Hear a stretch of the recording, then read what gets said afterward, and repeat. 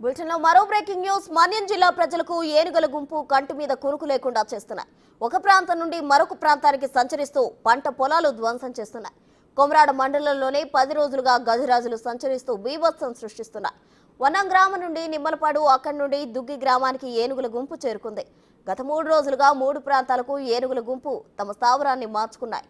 దీంతో ఎప్పుడు ఎక్కడ సంచరిస్తున్నాయో తెలియకపోవడంతో ఏనుగుల జాడ కనిపెట్టడంలో ఎలిఫెంట్ ట్రాకర్స్ విఫలమవుతున్నారు.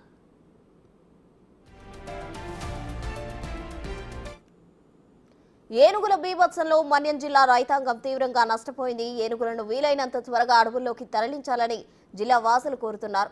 మనుషులు పంట పొలాలపై దాడి చేస్తుండటంతో ప్రజలు భయాందోళనకు గురవుతున్నారు. కుంకి ఏనుగులను త్వరగా తీసుకొచ్చి అడవి ఏనుగుల బారి నుండి రక్షించాలని వేడుకుంటున్నారు.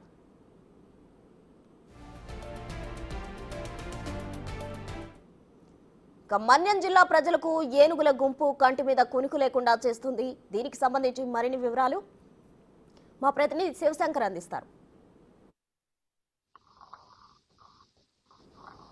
ప్రస్తుతం గత 6 నుంచి 7 సంవత్సరాలుగా మన్యం జిల్లాలో అయితే ఏనుగుల బెడద చాలా తీవ్రంగా ఉందని చెప్పుకోవచ్చు. ఎక్కడంటే ఏ ప్రదేశంలో చూసినా పార్వతీపురం మన్యం జిల్లాలో ముఖ్యంగా కురుపాం నియోజకవర్గం ఏదైతే ఉందో ఆ నియోజకవర్గంలో సుమారు 4 మండలాల పరిధిలో ఈ తీవ్రత చాలా ఎక్కువగా ఉందని చెప్పుకోవచ్చు. ప్రజలందరూ కూడా భయాందోళనకు గురవుతున్నారు.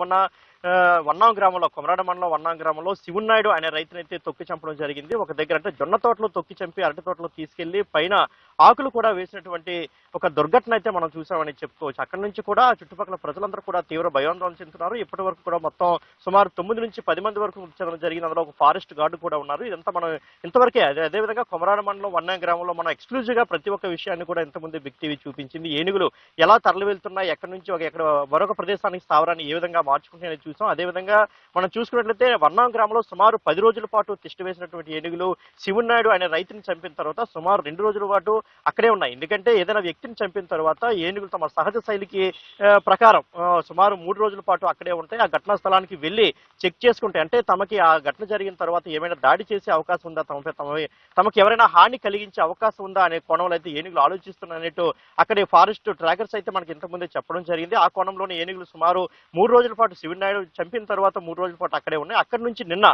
వన్నా గ్రామం నుంచి సుమారు 5 కిలోమీటర్ల దూరంలో నాగావళి నది ఒడ్డున ఉన్నటువంటి నిమ్మలపాడు అనే గ్రామానికి చేరుకున్నాయి. అక్కడ చేరుకున్న తర్వాత అక్కడైతే నిన్నంతా అక్కడే ఉన్నాయి. మళ్ళీ నిన్న సాయంత్రం అక్కడి నుంచి పార్వతీపురానికి దగ్గరలో ఉన్నటువంటి దుగ్గి గ్రామానికి అయితే చేరుకున్నాయి. ఇప్పుడు అక్కడ ప్రజలు భయాందోళన చెందుతున్న పరిస్థితి. ఎందుకంటే ఒక్కసారి ఏనుగులు అనేవి అక్కడ అడుగు పెడితే ఏనుగుల గుంపు సుమారు, ఎందుకంటే ప్రస్తుతం మనం చూసాం, మొన్న ఎక్స్క్లూజివ్ మనం చూసాం, సుమారు 6 పెద్ద ఏనుగులు, ఓ పిల్ల ఏనుగు కూడా ఉండడం జరిగింది. ఏనుగులన్నీ కూడా ఒక్కసారిగా ఏదైనా గ్రామంలో అడుగు పెట్టాయంటే, ఏదైనా ప్రాంతంలో అడుగు పెట్టాయంటే మొత్తం అంతా కూడా అక్కడ విధ్వంసం జరిగే అవకాశం మాత్రం ఎక్కువగా ఉందని చెప్పుకోవచ్చు. ఎందుకంటే అవి ఎక్కడికి వెళ్ళినా లక్షలాది రూపాయలు, కోట్లాది రూపాయల ఆస్తి నష్టం సంభవిస్తుంది.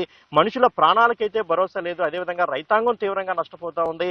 అదేవిధంగా సాధారణ ప్రజలు అనేక రకాలుగా నష్టపోతున్నటువంటి పరిస్థితి. ఎందుకంటే రాత్రిళ్ళు కానీ వచ్చినట్లయితే ఆవుల్ని, దూడల్ని చంపే పరిస్థితి, అదేవిధంగా ఇళ్లలోకి చొరబడినటువంటి పరిస్థితులు అయితే దౌర్భాగ్యకరమైన పరిస్థితులు మనం అక్కడ చూస్తూనే ఉన్నాం.